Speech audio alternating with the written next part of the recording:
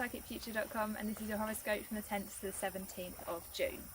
So this week we are building up to a full moon. It's going to be a full moon in Sagittarius, and it's very similar to the last new moon that we had, which was in Gemini, which is Sagittarius' opposite sign. So essentially, if you look at the two charts from the new moon and the full moon, they're kind of almost the same, but the opposite of each other. So when we had our new moon in Gemini, it was also squared Neptune in Pisces.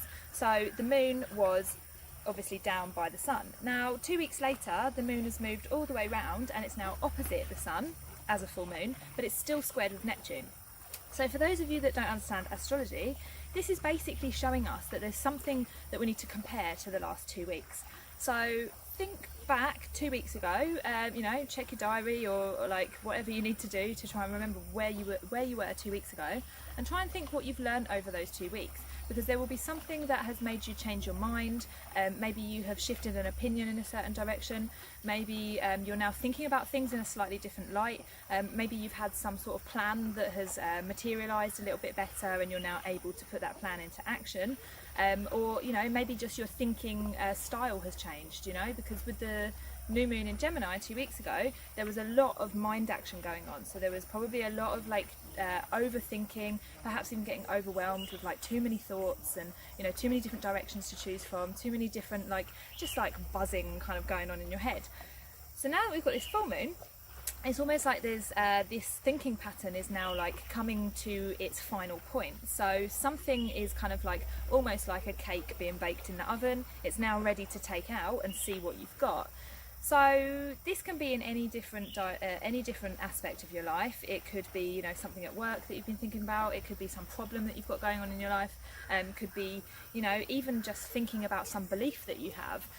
But basically this full moon is going to shine a light onto why you have been having this constant overthinking and what you can do with that overthinking now.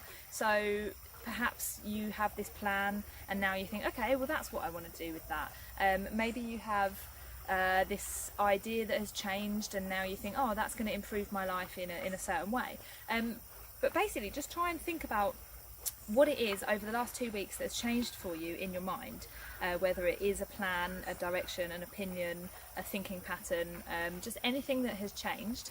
And then with this full moon, if you think about the fact that it is still square Neptune in Pisces, try and think about how that is going to improve your creativity, and not just creativity in a way that's painting a picture or drawing something, creativity in terms of how you live your life. So do you do things the same as everybody else, or do you try and be a little bit different? How do you apply creativity to your life, and how do you apply creativity to your thinking? Do you think like everybody else, or do you ask questions? Do you just try and live in the way that is true to you? So these are really big questions, and they will come for everybody in a slightly different way.